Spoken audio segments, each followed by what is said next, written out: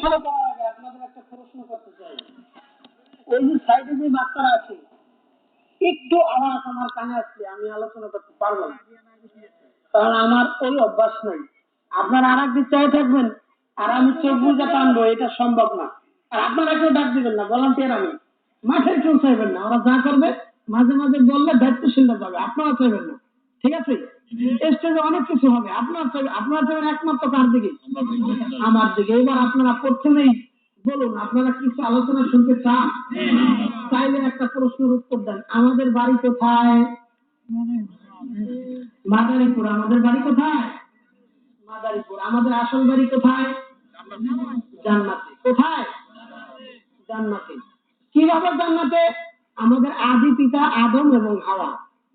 আদি পিতা কে? আদম। আদি মাতা হাওয়া। বনি আদমের একেবারে আদি পিতা আদি মাতা, তারা জান্নাত থেকে আসছে, ঠিক না? এজন্য আপনার আমার জন্ম যেখানেই হোক এটার কোনো হিসাব নাই। এটার একটা দলিল নেন, এরপর আমি আলোচনা শুরু করবো। দলিল যেমন এই মাদারীপুরের একটা ছেলে আমেরিকায় থাকে, সেখানে জন্মগ্রহণ করছে। এখন এই ছেলেকে আপনি যদি জিজ্ঞেস করেন, বাবা তোমার বাড়ি কোথায়, ছেলে বলবে মাদারীপুর। মাদারীপুর বাংলাদেশ। তখন আপনি যদি তাকে বলেন কিভাবে, তুমি তো জন্ম নিলা আমেরিকায়, লন্ডনে, তোমার বাবার বাড়ি না বাংলাদেশ, কিন্তু তুমি তো জন্ম নিচ্ছ কোথায়? লন্ডনে। তোমার বাড়ি বাংলাদেশ কিভাবে? তখন সে বলবে, আমি জন্ম যেখানেই নেই, আমার মা বাবা আছে কোথার থেকে? বাংলাদেশ থেকে। তাহলে বোঝা গেল আমার জন্মের কোনো হিসাব নাই। এর আর একটা দলিল নেন, জন্মেরই যদি হিসাব হইতো, তাহলে যখন বাচ্চা প্রসাব বেদনা ওঠে, মা বোনদের যখন বাচ্চা হওয়ার ব্যথা ওঠে, তখন তাদেরকে হসপিটালে নিয়ে যাওয়া হয় কিনা? হসপিটালে নেওয়ার পর কিছু মা বোনদের বাচ্চা হসপিটালেই হয় কিনা? যেখানেই জন্ম হয় সেটাই যদি বাড়ি হয়, তাহলে যে ছেলেটা হসপিটাল জন্ম হলো ওই ছেলের বাড়ি কি হসপিটাল? কোথায় বাড়ি হয়?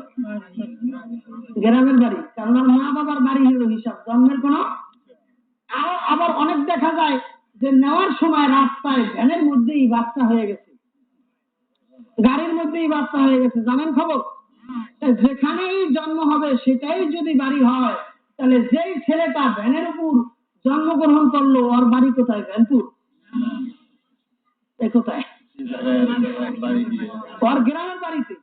তাহলে বোঝা গেল তুমি যেখানেই জন্ম নাও এটার কোনো হিসাব নাই। বুঝতে পারছে? তাহলে আমাদের এই যে বাংলাদেশ, পাকিস্তান, ভারত, যে যেখানেই জন্ম নিতেছি আমরা, এটার কোনো হিসাব নাই। আমাদের আদিমাতা আসছে কোথার থেকে? আদিমাতা আসছে জান্নাত থেকে। আমি যে আয়াতখানা তেলাওয়াত করেছি, মৃত্যু আমরা আসছে, কত মানুষ চারিদিকে বসে রয়েছে, মৃত্যু হয়ে গেছে, কেউ দেখে নাই আজ পর্যন্ত। যে আয়াতটা আমি তেলাওয়াত করেছি, নবী ইব্রাহিম আল্লাহর কাছে মৃত্যু দেখতে চেয়েছেন, আল্লাহ পাক তাকে দেখাই দিয়েছেন। তৌফিক দিলে এই কথা বলার ইচ্ছা রাখি। আবারও বলি আল্লাহুম্মা আমিন। আমাদের আদিমাতা আদি পিতা কোথায় ছিলেন? চিল্লায় বলেন। কোথায় ছিলেন? সবাই বলেন। ক্বালা আল ইমাম আওজাঈ কানা ফিল জান্নাতি মিয়াতু সানাতিন। হযরত আদম আলাইহিস সালাতু ওয়াস সালামকে সৃষ্টি করার পর তিনি জান্নাতের মধ্যে 100 বছর ছিলেন। কত বছর?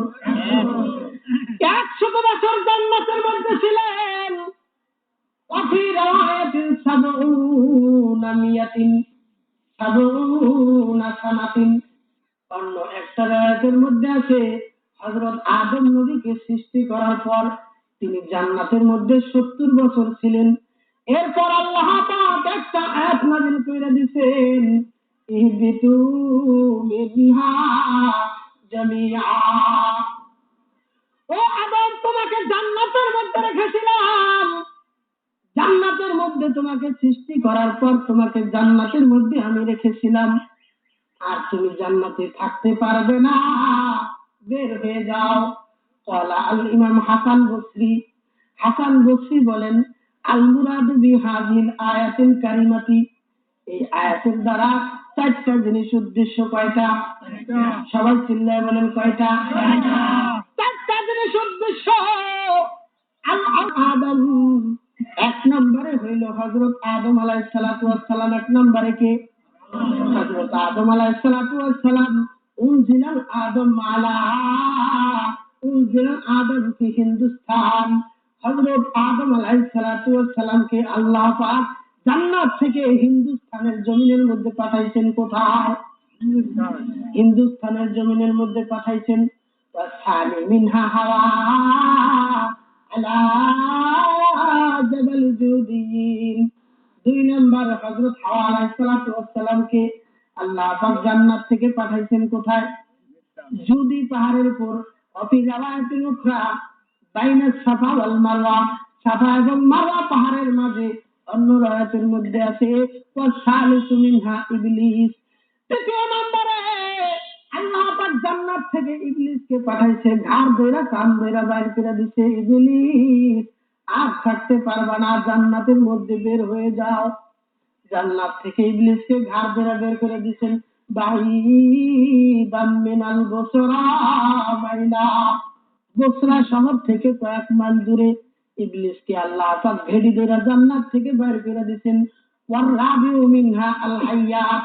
চতুর্থ নম্বরে আল্লাহ পাক একটা সাপ পাঠাইছেন। ফি ইসফাহান, ইসফাহান নগরীর মধ্যে একটা সাপ পাঠাইছে। এই চারটা জিনিস আল্লাহ পাক জান্নাত থেকে পাঠাইছেন।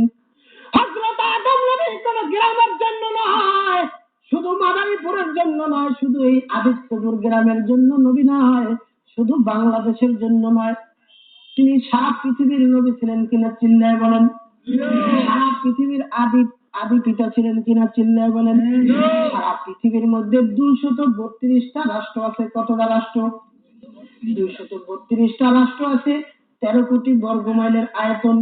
এই 13 কোটি বর্গ মাইলের আয়তন সারা বিশ্ব কেন্দ্র করে হযরত আদম নবী পৃথিবীর মধ্যে আসছেন। হযরত আদম নবী জান্নাত থেকে যখন পৃথিবীতে আসছেন, তখন তিনি সাথে কইরা 9টা জিনিস নিয়ে আসছেন। কয়টা? চিল্লায় বলেন, কথা না বললে কিন্তু আমি বলতে পারবো না। 9টা জিনিস নিয়ে আসছেন। তার মধ্যে 3টা জিনিস যেটা আমাদের বেশি ব্যবহার হয়।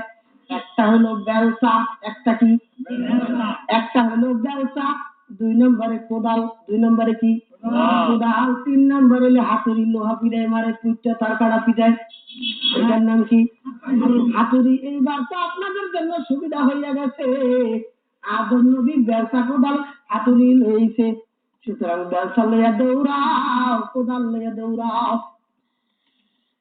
আদম নবী জান্নাত থেকে যে কোদাল নিয়ে আসে, দৌড়াও কোদাল নিয়ে, খালি কাজ করো, দুনিয়ার কাজ করো, আর ইবাদত বন্দেগীর কোনো দরকার নাই নাকি? এরকম নাকি? আদম নবী বেলচা কোদাল নিয়ে আসছে, কিন্তু সেই বেলচা কোদাল দিয়া পরের ক্ষেতের আইল ঠেলে নাই। ঠিক নেবে ঠিক, ঠিক নেবে ঠিক। বেলচা কোদাল নিয়ে আসছে ঠিকই, কিন্তু কাজ করছে কি সেটা বুঝতে হবে। জান্নাত থেকে বেলচা কোদাল নিয়ে, বেলচা কোদাল দিয়ে তিনি পরের ক্ষেতের আইল খেলার জন্য যায় নাই, কোদাল নিয়ে দৌড়ায় যায় নাই, কিন্তু তিনি কাজ করছেন কি? সর্বপ্রথম পৃথিবীতে আসার পর তিনি এই বেলচা কোদাল দিয়ে একটা কাজ করছেন। 5টা পাহাড়ের পাথর দ্বারা। কয়টা পাহাড়ের? 5টা পাহাড়ের পাথর দ্বারা তিনি বাইতুল্লাহ শরীফ নির্মাণ করেছেন। চিল্লায় বলে আল্লাহু আকবার। আর জোরে চিল্লাবে আল্লাহু আকবার। 5টা পাহাড়ের পাথর দ্বারা হযরত আদম নবী বাইতুল্লাহ শরীফ নির্মাণ করেছিলেন। 1 নম্বরে তুরে সাইরা, 2 নম্বরে তুরে জাইতুন, 3 নম্বরে জাবালে লেবনান, 4 নম্বরে জাবালে জুদি, 5 নম্বরে জাবালে হেরা। এই 5টা পাহাড়ের পাথর দ্বারা হযরত আদম নবী তিনি বাইতুল্লাহ শরীফ নির্মাণ করেছেন। চিল্লায় বলি আল্লাহু আকবার। কি নির্মাণ করতেন? কোদাল দিয়া ধান খেতে গেছেন, কোদাল নিয়া।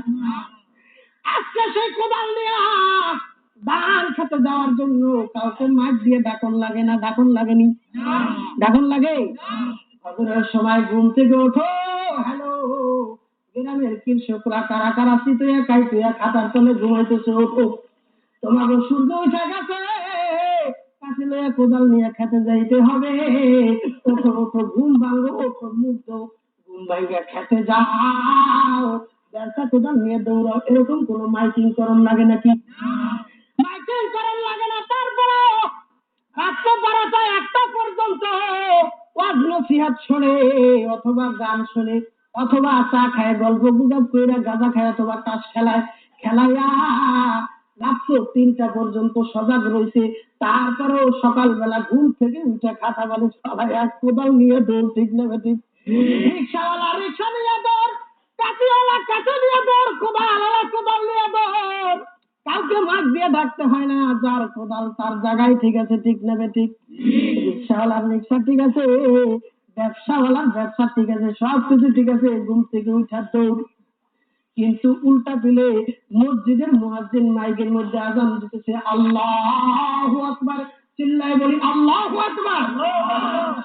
মসজিদে মুয়াজ্জিন বলতেছে আল্লাহু আকবার, আশহাদু আল্লা ইলাহা ইল্লাল্লাহ, আশহাদু আন্না মুহাম্মাদার রাসূলুল্লাহ, হাইয়া আলাস সালাহ, হাইয়া আলাল ফালাহ। ও গ্রামের মুসল্লিরা যারা আছো, ওঠো, ঘুম থেকে ওঠো, তোমরা ঘুম ভাঙো, আসো মাওলা পাকের দরবারে, দুইটা সেজদা করো, ঠিক না ঠিক? ডাকে কিনা? মাইক দিয়ে ডাকে, পাড়ায় পাড়ায় মাইক দিয়ে ডাকে। এই মসজিদের মধ্যে আযান হয়, ওই মসজিদের মধ্যে আযান হয়। আবার কিছু কিছু মসজিদের মধ্যে, মহল্লার মধ্যে কিছু কিছু দিনদার মুসল্লি ভাই আছে, যারা ঘুম থেকে ওইটা তাহাজ্জুদ নামাজ পড়ে না, তারপর তারা বের হয়ে যায় ঘরের দরজায়, যে এরকম তাক মারে, বন্ধু ওঠো, ঘুম থেকে ওঠো, আল্লাহ পাকের দরবারে হাজিরা দাও, এরকম ডাকে কিনা? মাইক দিয়ে ডাকে কিনা? কিন্তু সেই দিকে কোনো খবর নাই, উল্টা পথে দৌড়, কোদাল নিয়ে উল্টা পথে দৌড়।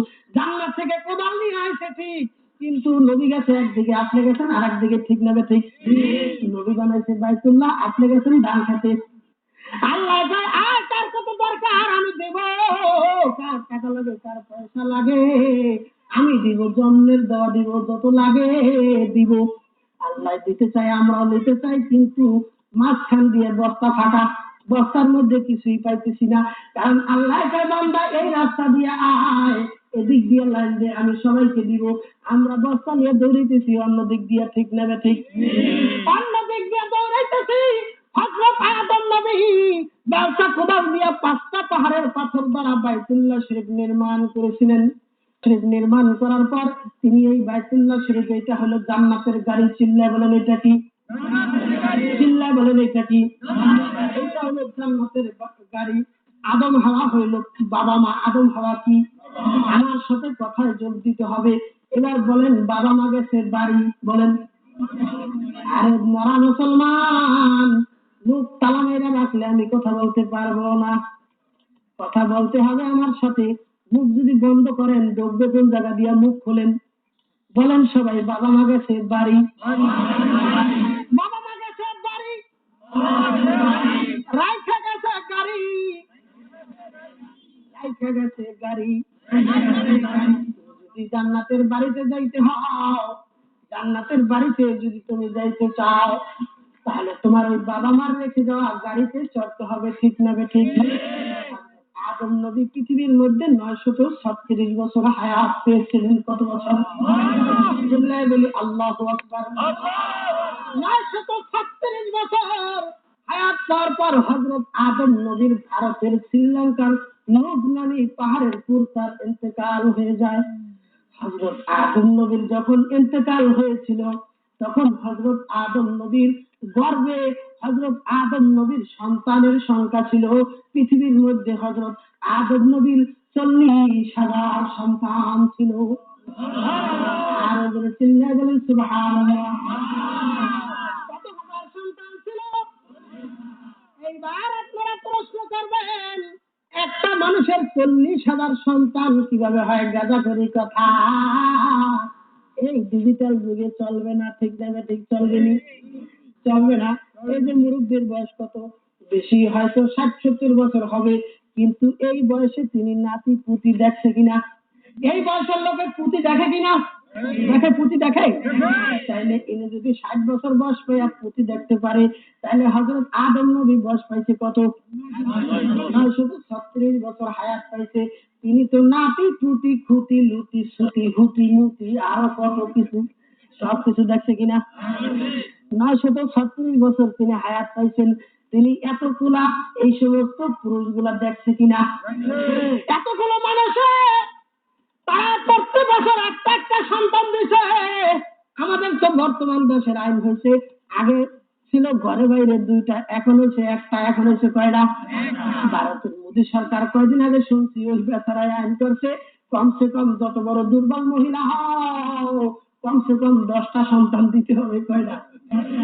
10টা। দেখেন ভারতের হিন্দু, ওই হিন্দু মিয়া 10টা সন্তানের কথা বলছে, আর মুসলমানের সরকার আইন করে দিচ্ছে বিশেষ করে যদি হসপিটালে নিয়ে যান মা বোনদেরকে, ওই মা হসপিটালের যেই ডাক্তাররা আছে তাদেরকে কিন্তু ওয়াজ করে দিছে, মুরিদ বানায় দিছে, ঢক মতন আসলে দিবা খাইরা, পেট খাইরা দিবা। কারণ পেট খাইরা দিলে সিজার করলে যত ইচ্ছা করুক একটা দুইটার বেশি নিতে পারবে না। নাউজুবিল্লাহ ছিল না? সন্তান ছিল কত হাজার? 40,000 সন্তান ছিল। হযরত আদম নবীর 40,000 সন্তান কিভাবে হইল?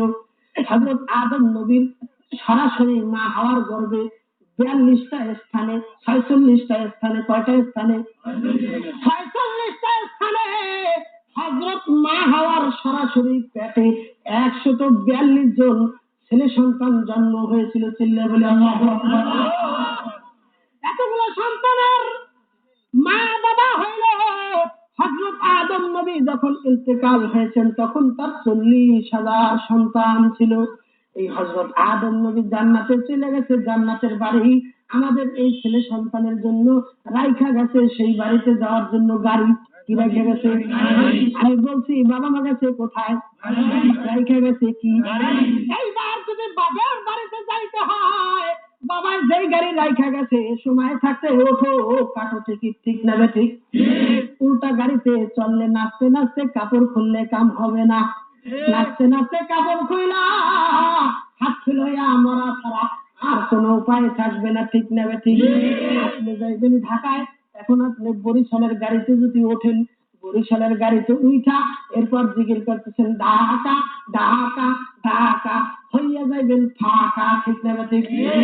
আপনার এই গাড়ি কোনোদিন ঢাকা যাবে না, ঠিক না ঠিক? বরিশালের গাড়িতে আপনি উঠে কোনদিন আপনি ঢাকা যাইতে পারেন না। কবিতার আরবি ভাষায় বলে দিয়েছেন তোর সাবনারসি বাকাবায় আরবি কেইরাকে তুলবি বাতুল কিস্তানা। আল্লাহু আকবার। আর যারা আল্লাহু আকবার। তোর সাবনারসি বাকাবায় আরবি কেইরাকে তুলবি বাতুল কিস্তানা। তো আরবের পথিক, তুমি যদি আরব দেশে যাইতে হয়, আরব দেশে যদি তুমি যাইতে চাও, তাহলে আরব দেশে যেই গাড়িটা যাইতেছে তুমি সেই গাড়িতে ওঠো। উল্টা গাড়িতে তুমি গেলে চলবে না। তুমি যেই গাড়িতে উঠছো এইটা তো তুর্কিস্তানের গাড়ি, এইটা তো তুর্কিস্তানের রাস্তা। তুর্কিস্তানের রাস্তায় আজীবন দৌড়াইলে তুমি আরব দেশে যাইতে পারবা না, ঠিক না ঠিক? বাবা মা বাড়ি গেছে জান্নাতের বাড়ি, সেই জান্নাতের বাড়ি কারা কারা যাইবেন চিল্লায়ে বলি আল্লাহু আকবার। নারায়ে তাকবীর। আল্লাহ আপনি কবুল মঞ্জুর করেন, আল্লাহুম্মা আমিন। বাবা মা যেই বাড়িতে গেছে সেই বাড়িতে যাইতে হবে কিনা? যাইতে হবে, বাড়িতে যাইতে হবে। এবার কি করবেন? এবার খেতামোড়া দিয়ে ঘুমান, তাহলে তো বাড়ি যেতে পারবেন, ঠিক না ঠিক? তাই কি করবেন? হ্যাঁ, গাড়িতে দেন টিকিট ঠিক মতন কাটতে হবে কিনা? টিকিট ঠিক মতন কাটতে হবে কিনা? ওই গাড়ির টিকিট যেই জায়গায় যেই কাউন্টার সেই কাউন্টারে যাইতে হবে কিনা? আরে ওই গাড়ির টিকিটের কাউন্টার থইয়া আলুর দোকান কাঁচামরিচের দোকানে লাফালাফি করলে কাজ হবে না, ঠিক না ঠিক? রসুলের আশেক দাবি করলেই হবে না, রসুলের সুন্নাতকে প্রতিষ্ঠিত করতে হবে নিজের মধ্যে, ঠিক না ঠিক?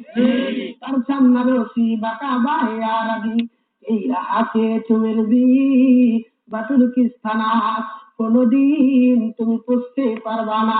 তোমার যদি ওই জান্নাতের বাড়িতে যাইতে হয় তাহলে পিতা মাতা যেই গাড়িতে গেছে, যেই গাড়িতে চইলা, যেই গাড়ি রাইখা গেছে সেই গাড়ির মধ্যে চইলা তোমার ওই জান্নাতের বাড়িতে যাইতে হবে, ঠিক না ঠিক? আজকে বাবা আদম 40,000 সন্তান রাইখা গেছেন দুনিয়ার মধ্যে। আজকে আমাদের কারো যদি 10টা সন্তান থাকে, সন্তান 10টা, লাডিও এক সাইজের 10টা, 10 লাঠি 10 সন্তান যদি কারো থাকে, তার ভয়ে গ্রামের মানুষ থরথর করে কাঁপতে থাকে। টাকাবুড়ির গলায় টেকন যায় না, সে যেই 4 দোকানে বসে, ওই 4 দোকানে ভয়তেও কেউ যায় না, ঠিক না ঠিক? টাকাবুড়ি করলে চলবে না, বাবা মার সেই নীতি অবলম্বন করতে হবে। আমি যে আয়াতের কথা এখানে আপনাদের কাছে পেশ করেছি, এই আয়াতের কিছু ব্যাখ্যা করার ইচ্ছা রাখি। এই আয়াতের মধ্যে নবী ইব্রাহিম আল্লাহর কাছে প্রশ্ন করেছেন। হযরত আদম নবী সহ হযরত আদম নবী হায়াত পাইছে কত বছর? 936 বছর। আর আমাদের হায়াত কত? 60-70 বছর মাত্র হায়াত। এই পৃথিবীর মধ্যে তাফসিরে বাগাবির মধ্যে আমি যে আয়াতখানা তেলাওয়াত করেছি, এই আয়াতের তাফসিরের মধ্যে, তাফসিরে ইবনে আজিবার মধ্যে লাগছে, এই আয়াতের তাফসিরের মধ্যে মাল্লাকাল আরদা আরবাতুন, মাল্লাকাল আরদা আরবাতুন, কেন হযরত ইব্রাহিম নবী মৃত্যুকে দেখতে চাইলেন? মানুষ ও বন্ধু, ওই বাবা মা যে রাস্তায় গেছে, যেই মৃত্যুবরণ করছে, এই মৃত্যুর হাত থেকে পৃথিবীর ভিতরে বাইরে কোন মাখলুকাত এই মৃত্যুর হাত থেকে রক্ষা পাইবে না, ঠিক না বেঠে? তওবা করলে জমিন থেকে আসমান পর্যন্ত যদি গুনাহ করেন, একবার তওবা করলে আল্লাহ পাক সমস্ত গুনাহগুলো ক্ষমা করতে পারেন কিনা? ইবলিসের একটা সন্তান শুধু জান্নাতে যাবে, চিল্লায় বলি আল্লাহু আকবার। ধরেননি একটা সন্তান। একদিন নবীজি কুন্না ফি সুহারাই তিহামা, আমরা তিহামার একটা ময়দানের মধ্যে ছিলাম, তখন একজন বুড়া আসছে, জাআত শাইখুন কাইমান আলা আসাহু, এরকম লাঠির উপর ভর দিয়ে একজন বুড়া ব্যক্তি আসছে, বুড়া বৃদ্ধ। এই বৃদ্ধ আসার পর নবীজি বলতেছেন, মান আনতা, তুমি কে? সে বলতেছে, আনা হাম্মা ইবনে ওয়াইম ইবনে লাকিস ইবনে ইবলিস, আমি হইলাম ইবলিসের ছেলে লাকিস। ইবলিসের ছেলে কে? লাকিস। লাকিসের ছেলে হুয়াইম। লাকিসের ছেলে কে? হুয়াইম। হুয়াইমের ছেলে হাম্মা। হুয়াইমের ছেলে কে? তার মানে আমার বাবা এরপর আমার পরদাদার নাম হলো মিস্টার ইবলিস। মিস্টার কে? আমি এই আসছি আপনার কাছে হুজুর। কেন আসছো? আমার কাছে নবী মুসা যখন বিদায় নিয়ে গেছেন, তখন